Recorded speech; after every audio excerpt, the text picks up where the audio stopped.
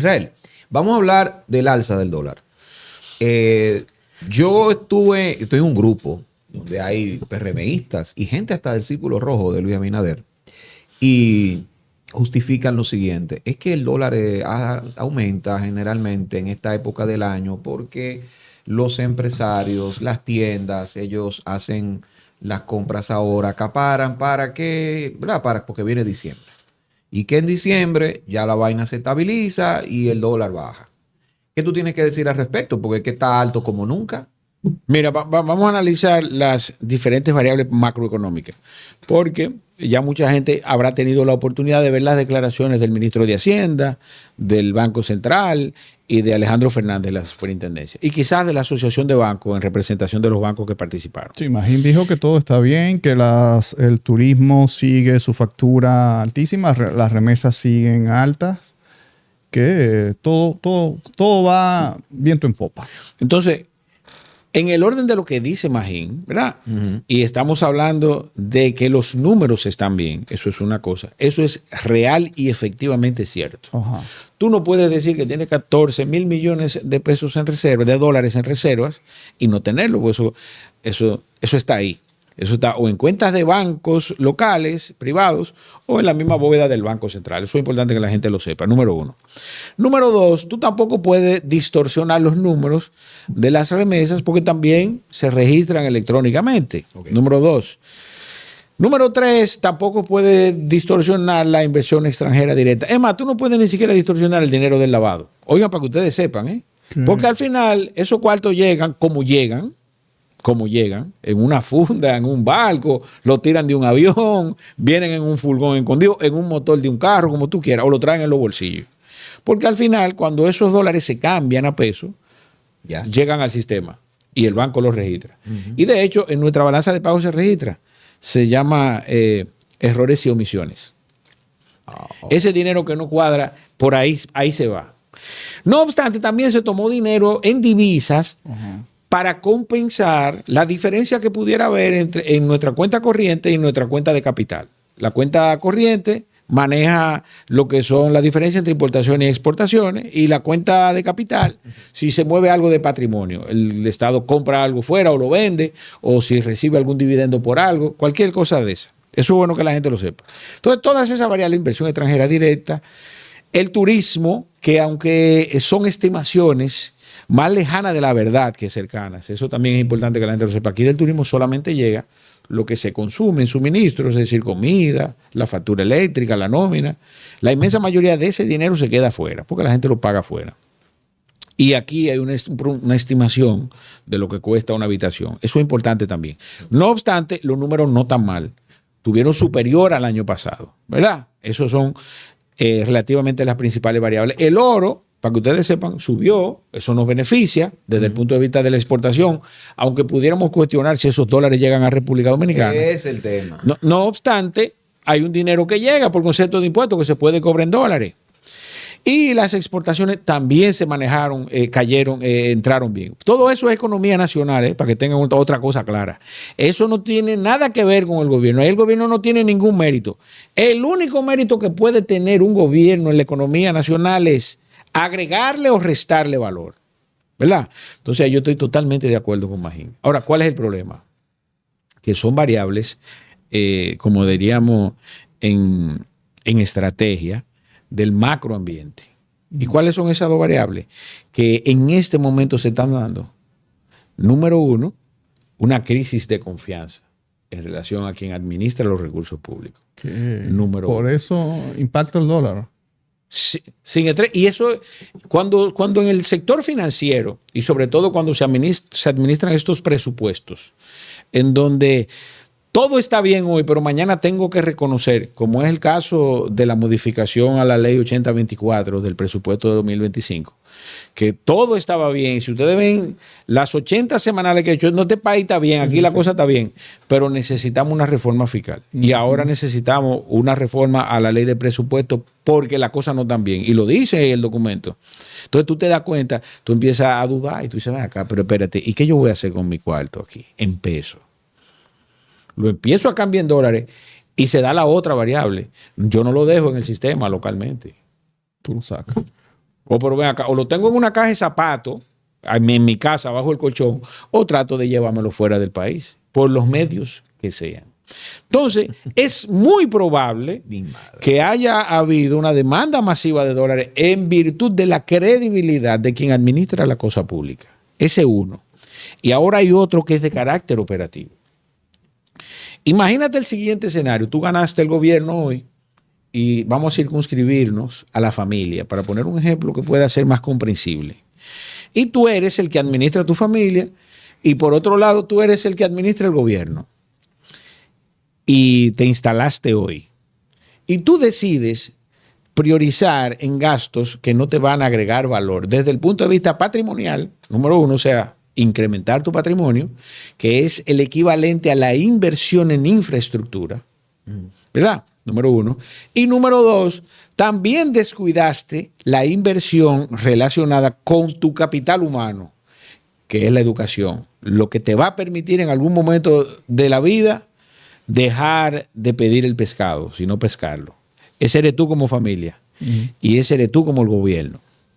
El resultado de eso, 5 años después, es que tú te mantuviste, en el caso del gobierno, teniendo gastos corrientes por encima de tus recaudaciones.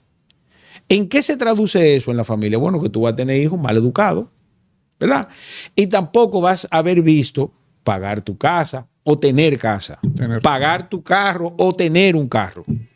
Y por el que empecé, tener una familia mal educada 5 años después. Eso es exactamente lo que ha pasado con este gobierno en ocasión del dólar. ¿Y qué resulta de eso entonces? Que tú creaste la cultura en tus hijos de que había que priorizar en esos gastos que no son importantes. Eso fue en tus hijos, porque tú le dabas todo el dinero para que se tirara para arriba. Tú a ninguno le dijiste, mira, de tu mesada tú podías ahorrar $1 y invertirlo, ¿verdad? Eso mismo pasó en el gobierno. ¿Y qué pasa cuando el gasto corriente de un gobierno, que ahí tengo que hacer énfasis cuando dije que un gobierno puede influenciar positiva o negativamente la economía de un país? Entonces ese gasto corriente, cada vez que tú le das a este grupo de vagos que tiene este gobierno nombrado o pensionado, este grupo de vagos, lo digo de manera responsable, que muchos no se ganaron esa pensión y otros no trabajan, tú le pones un dinero en la mano, 100, 150 todos los meses, ese dinero sale a gastar dólares, a comprar dólares, a buscar dólares a la economía. Entonces, ¿qué resulta de eso? Que nosotros los que trabajamos y pagamos impuestos, tenemos que pagar el costo de eso a través de la prima cambiaria. Eso es lo que está pasando en República Dominicana. La irresponsabilidad en el manejo del gasto público, ¿verdad? Porque si ponte en el caso de la familia, tú hubieses invertido ese dinero de manera adecuada, lo hubieses ahorrado o invertido o adquirido una casa. Ese bien, ese ahorro, esa inversión hubiese producido dinero para tú poder asumir tus responsabilidades en el futuro y generar riqueza además. Entonces, ¿qué pasa? Cuando tú lo gastas en cosas totalmente innecesarias, tú sigues siendo pobre y le genera una presión adicional a la economía. Eso es lo que pasa cuando tú mantienes esa política económica en un gobierno de alto endeudamiento, ¿verdad? Y gasto corriente por encima de los ingresos corrientes que tiene un gobierno. Y a eso yo no le estoy sumando que a mis amigos del PRM que se lo sumen, que nosotros tenemos que buscar unos cuartos todos los meses para pagar los intereses de la deuda en dólares. Entonces, lamentablemente, terminamos, ¿verdad?, tras la cola del ratón. Un gobierno que definitivamente tengo que citar a un profesor. En el mundo existen estúpidos decidiendo.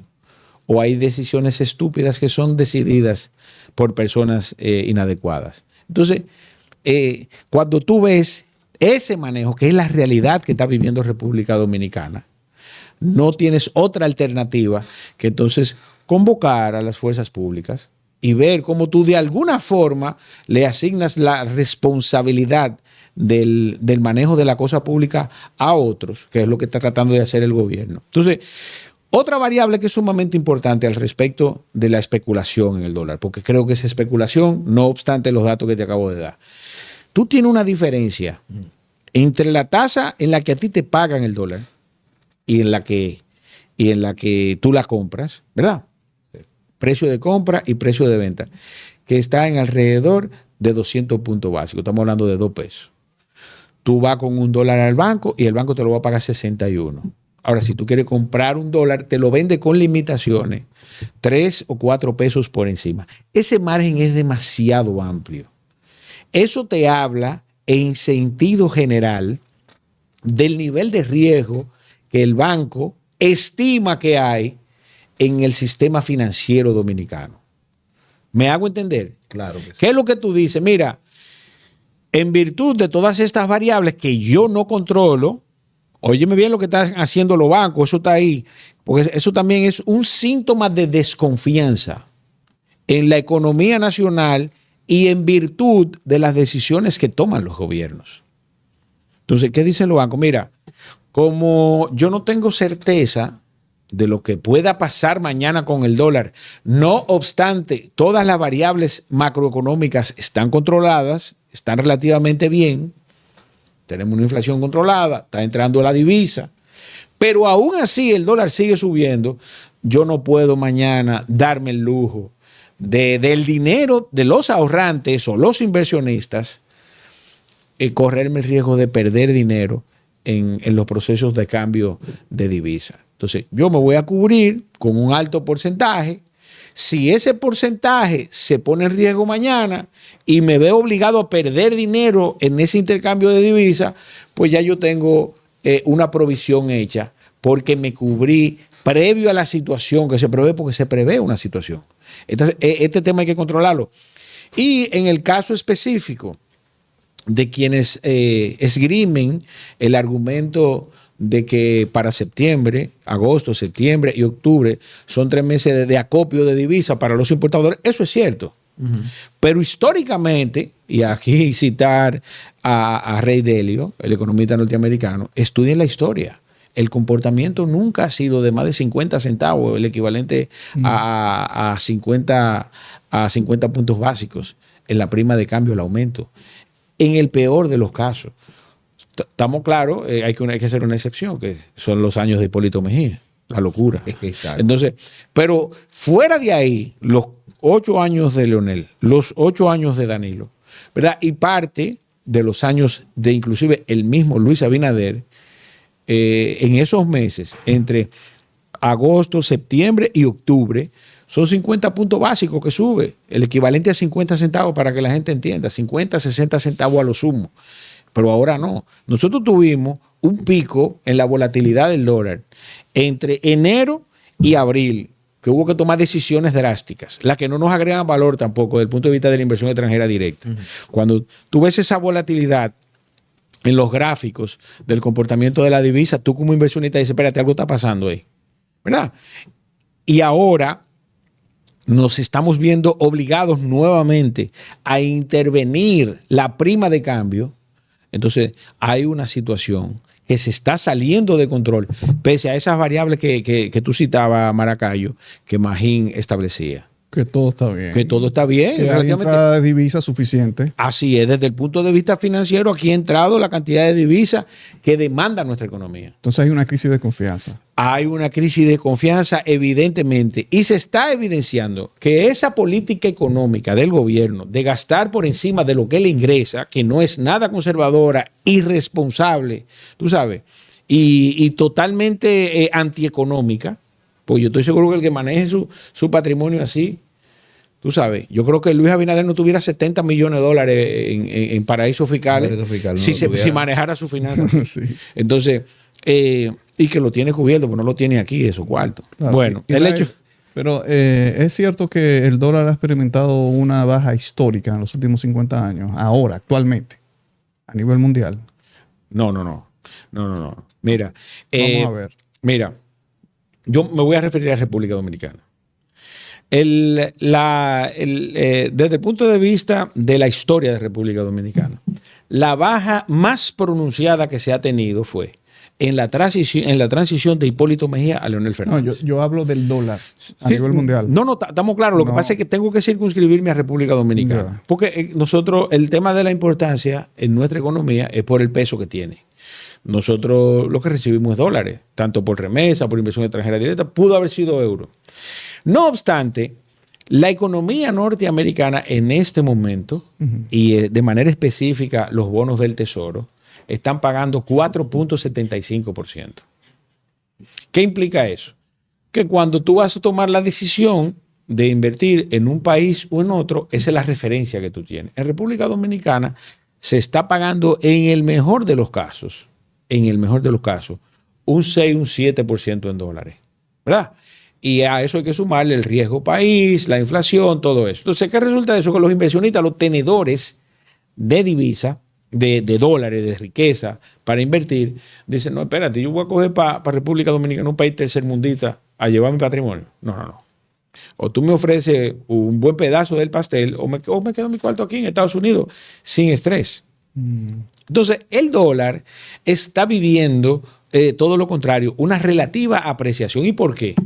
Porque a pesar de las diferencias que nosotros tenemos con Estados Unidos, las presiones que ha hecho Donald Trump al respecto de la economía norteamericana, la presión con las importaciones y todo eso ha equilibrado en alguna medida la balanza de pago norteamericana. Eso es economía nacional de los Estados Unidos. ¿Tú me entiendes? Entonces, ¿qué resulta de eso? Que también Estados Unidos, a pesar de las diferencias que tiene con la Reserva Federal, con la Fed, tú sabes, haya apreciado su moneda en función a que no necesita emitir esa cantidad de inorgánico, ni de papeles comerciales, bonos del Tesoro, para poder equilibrar la balanza de pago. Porque cuando tú tienes una balanza de pago deficitaria, en el caso de Estados Unidos, obviamente ellos tienen la maquinita de imprimir dólares, pero alguien tiene que pagar los intereses de esos dólares que van a la calle.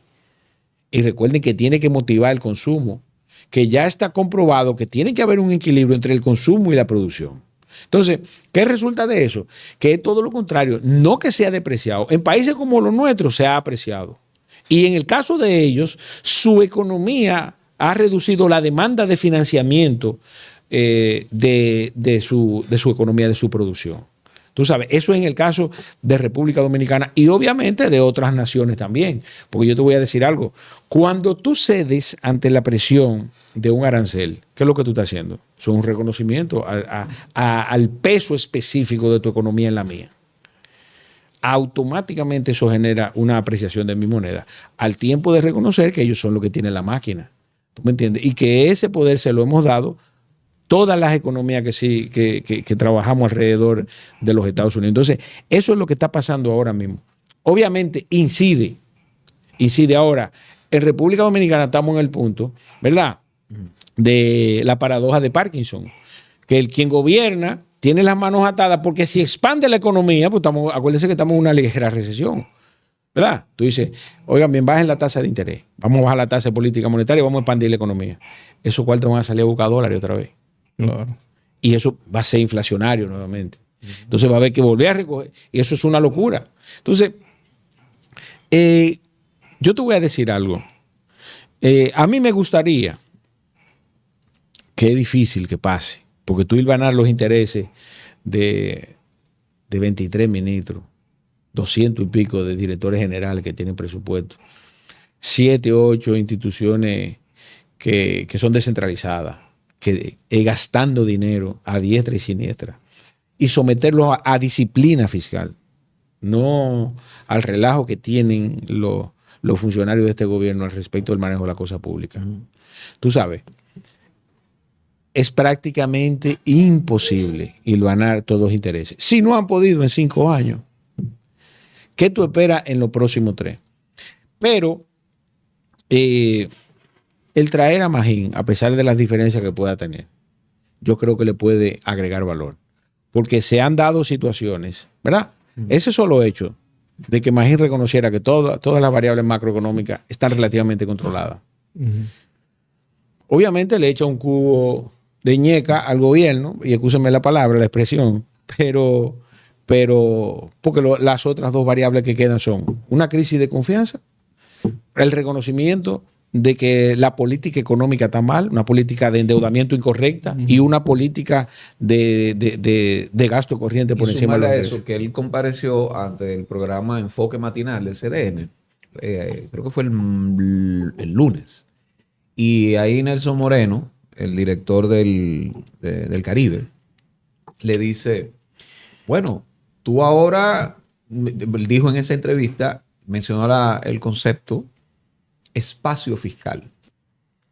Y dice él, pero espacio, ¿será que tú estás revistiendo la palabra reforma? O sea, lo estás revistiendo la palabra reforma en espacio.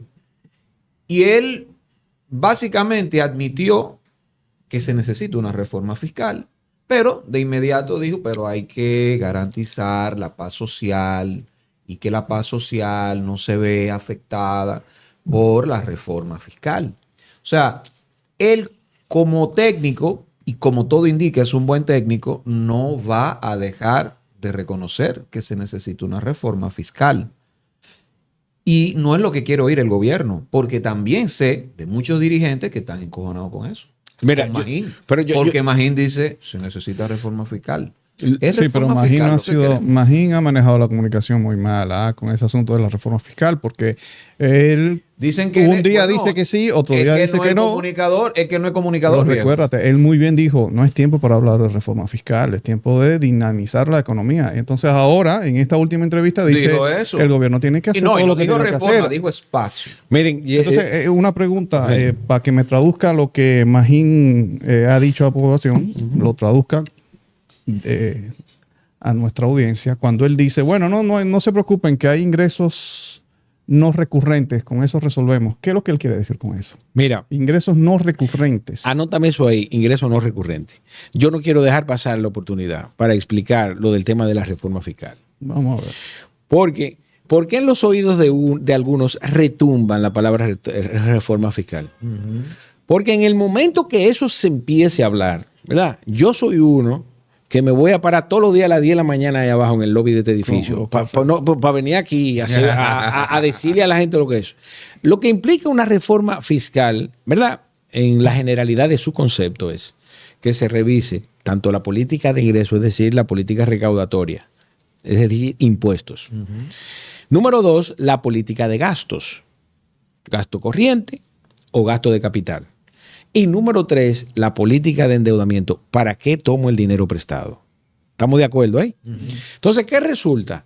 Que cuando Magín establece en esa entrevista, para quienes leemos entre líneas, él está hablando de espacio fiscal, es decir, un aumento de los ingresos, lo que significa que en el vocabulario de ellos venden el término de reforma fiscal cuando se trata de una reforma tributaria.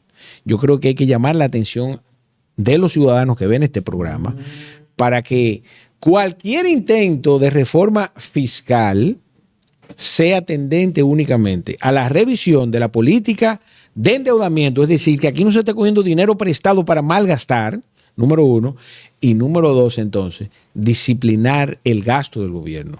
Es decir, que bajo ningún concepto, ningún gobierno, no solamente este, gaste más de los ingresos corrientes, ¿verdad?, que de sus gastos corrientes. Oigan bien, nunca ningún gobierno, no solamente esto, gaste más de lo que le ingresa por concepto de recaudaciones. Bajo ningún concepto, vuelvo y reitero, no este gobierno, ninguno. Y aquí entonces pasar a los ingresos no recurrentes. Si ustedes se fijan, yo he utilizado un término cuando hablo de política fiscal, que son los ingresos corrientes, que son los ingresos que provienen de las recaudaciones que el gobierno tiene y que nosotros pagamos cuando consumimos algo que tiene ITEVI, cuando consumimos algo que tiene selectivo al consumo, cuando nos retienen el impuesto sobre la renta si prestamos un servicio, cuando se lo pagamos a la Dirección General de Impuestos Internos y en general el que compra un carro cuando lo transfiere, el que compra una casa cuando lo transfiere, todos los impuestos que pagamos. Que eso es proyectado. Exactamente. Y es relativamente simple cuantificarlo, inclusive sabiendo los niveles de evasión que hay. Bueno, que es alrededor de un 15% del PIB. ¿Qué resulta entonces de eso? Que ese término de ingresos no recurrentes son el objeto de la modificación que recientemente se presentó al Congreso y que ya se aprobó por ambas cámaras. Ingresos no recurrentes. Ese es el concepto que se utilizó para el dinero que está en las arcas del Banco Central, que son el resultado de los excedentes de presupuesto que no se consumieron en los años 2020, 2021, 22, 23 y 24. ¿Por qué no recurrentes? Porque ese es un ingreso extraordinario que es el resultado de la ineficiencia y la ineficacia de los funcionarios públicos. Explica. Aquí sí se pusieron todos de acuerdo. Ahí sí se pusieron todos de acuerdo. Los 23 ministros y los 200 y pico de directores generales, todo el que maneja presupuesto en el Estado. Dijeron, miren, vamos. Coño, tú dijiste una palabra ahorita que de verdad, y la voy a refrescar. Ni sentándose a planificarlo, lo hacen tan mal. Y ese porque firmado por Luis Abinader, también es un reconocimiento a la ineptitud. Ese documento registra en sus motivaciones que ese ingreso no recurrente, el cual Magín está pidiendo por ley que se le apruebe para utilizarse en ese año, es el resultado, oye bien, de dinero que se cobró o que se tomó prestado, en este caso se tomó prestado, para invertirlo en la gente o gastarlo o invertirlo en gasto de capital, número uno, y que los funcionarios públicos, que ahí cuando digo que se pusieron de acuerdo para hacerlo mal y le salió perfectamente mal, ¿verdad? No gastaron los presupuestos. Entonces se acumuló un dinero en el 2020, en el 2021, en el 2022 y en el 2023. ¿Esos son los 70,000 millones? Es el 1% del PIB. Pero para que tú veas el desorden de este gobierno, el desorden, una cosa increíble. En todos los años, a partir del 2020 hacia acá, se intentó reformar para fines tributarios, o sea, crear más impuestos durante todos los años que se intentaron introducir presupuestos o que se intentaron o que se introdujeron presupuestos al Congreso. Ustedes lo recuerdan eso. Y todo el tiempo ha habido una lucha. De hecho, la última reforma que le costó el puesto al señor Jochi Vicente, lo que ellos querían recaudar era un 1.5 del PIB, que eso es alrededor de 105 mil millones de pesos. Claro, que recuerdo que lo que se les recomendaba a los economistas, claro, decían, no, eso es oposición. Era, bueno, pero mira, La nómina. Ven, sanea tu nómina pública y ahí tú vas a recuperar esos cuartos sin necesidad de una reforma. Reduce fiscal. las exenciones. Reduce exenciones. Reduce la evasión fiscal. Claro. Que todas esas cosas que están. Había muchísimas cosas que tú podías hacer sin llegar a Ahora yo me voy a cuadrar para decirte. ese proyecto. Y este grupo de estúpidos que tiene el gobierno en materia económica, el gabinete económico completo, un grupo de estúpidos, tenían un 1% del PIB en las cuentas del Banco de Reserva. Dinero que se cogió prestado para invertir y estaban pidiendo un 1.5. No son un grupo de estúpidos, por favor. A alguien que me diga, mira Israel, tú te has equivocado, no son unos estúpidos. Oye bien, el gabinete completo sin excepción, desde los órganos recaudadores hasta los 23 ministros y la cantidad de directores generales, todo el que maneja, oye bien, fueron ineficientes y salieron a pedir dinero sin necesitarlo. La verdad es que no están viendo la cara de pendejo a los dominicanos, mi hermano. Yo te voy a decir una vaina. Cuando tú me preguntaste eso, a mí me saltó algo en el corazón, mi hermano. Porque de verdad, cuando lo analizo, tú sabes, con la profesionalidad y el rigor financiero y económico que amerita ese planteamiento, oye, de verdad, es una cosa que me pone a sudar por dentro. Oye, bien, son un grupo de estúpidos, todos los PRMistas o no, que están al frente del gabinete económico en su conjunto, son un grupo de idiotas. Y teníamos al frente del Ministerio de Hacienda, ¿verdad? Un estúpido en potencia. Tú sabes lo que es eso. Tú tenías ese dinero en el banco, un dinero que era de nosotros, que lo pagamos nosotros los dominicanos. Y en el caso de que no lo hayamos pagado, somos los responsables de pagarlo porque fue dinero prestado. Tú sabes lo que hacían, hermano. Tú tenías 1.000 millones para gastarlo y por estúpido que dijiste que iba a gastar 1.000 millones, nada más gastaste 900, te quedaron 100 millones. Ey, esos 100 millones no pueden pasar para el presupuesto que viene porque lo perdemos. ¿Verdad? Lo juntan todo, firman una resolución y lo mandan para el Banco de Reserva, porque donde no pueden estar en la cuenta única. Pero esos cuartos se cogían prestados para gastarse. Y también ese es el efecto en la economía ahora mismo de la desconfianza que hay en este gobierno al respecto del manejo del dólar. Tú ves, eso no se ha explicado en ningún programa porque de la noche a la mañana saltamos con que Magín Díaz vino con la varita mágica y dijo, no, vamos, 70,000 millones. ¿Pero 70,000 millones de dónde? Pero sí. ¿Lo de Baninter cuánto fue? 50 y pico. 55.000 millones. Y de repente este hombre salta con, no, vamos a 70.000 millones, pero ¿de dónde lo sacó? Y nadie explicó eso, como tú lo estás diciendo ahora. ¿Ah? Nadie lo explicó así. Pero la verdad es esa. Y es importante que la gente lo sepa. Por eso, quizá hay esta persecución contra las plataformas digitales. En cualquier momento le llega a ustedes una citación. Pero ya no nos metieron en un esquema. claro, ahí, ya. Imagínate. Ya somos veteranos de Parte playoff. de una red. Entonces, definitivamente, ese documento, ingresos no recurrentes, son un reconocimiento al grupo de estúpidos que rodea a Luis Abinader en materia económica. Estúpido. Decirle estúpido teniendo su dinero ahí. Cuidado si tenían otros planes, Israel. Obviamente, Cuidado. tú sabes, Claro. que ya eso implica que Jenny Berenice, bueno, haga su expertise, porque yo te voy a decir algo. Imagínate tú, ¿verdad? Yo administro tus recursos. Visualicémoslo en términos ordinarios, que es una transacción que se puede dar. Yo soy el financiero de tu empresa. Y yo te digo al año siguiente, mira, tenemos problemas de ingresos versus gastos. Y real y efectivamente se comprueba que es relativamente así. Pero cuando tú cierras el año, que me manda los estados financieros y que yo lo analizo, ¿verdad? Como dueño de la empresa, el financiero me manda los estados y yo veo, pero ven acá. Tú me hiciste coger un 3% del PIB, el equivalente a 350.000 millones de pesos prestados. Y yo tenía 70.000 en la cuenta de banco, pero tú me estás viendo la cara de pendejo. No están viendo la cara de pendejo los dominicanos. Tú sabes. Y Luis Abinader sale todos los lunes, que debo hacer una crítica a la oposición en sentido general. No es mi caso. Nadie dice nada, como un grupo de estúpidos y hablando mentiras y embuste toda la semana. Y le aplauden todo lo que dice. Y le aplauden. La Tú no prensa vas a- aplaudiéndole al presidente. Ya, no, sí, ¿no? Y a veces cuando lo ve tímido pide el aplauso. Sí, Un aplauso. él se queda callado ahí como... Ya, este resultado merece un aplauso. Él mismo se da su like. Yo creo que ojalá y la gente despierte. Y obviamente en estos casos, de manera específica, la gente tiene que darle seguimiento especial al robo que se va a armar en el negocio eléctrico en República Dominicana y a ese decreto que publicó Luis Abinader, a lo que está pasando con el dólar y, coño, que den un ejemplo de que real y efectivamente tienen interés de mandar un mensaje austero, conservador, prudente. No todo lo contrario. No hay nada que acreditarle positivo a este gobierno. Y mientras más tiempo pasa al frente de la cosa pública, más demuestran lo ineptos que son.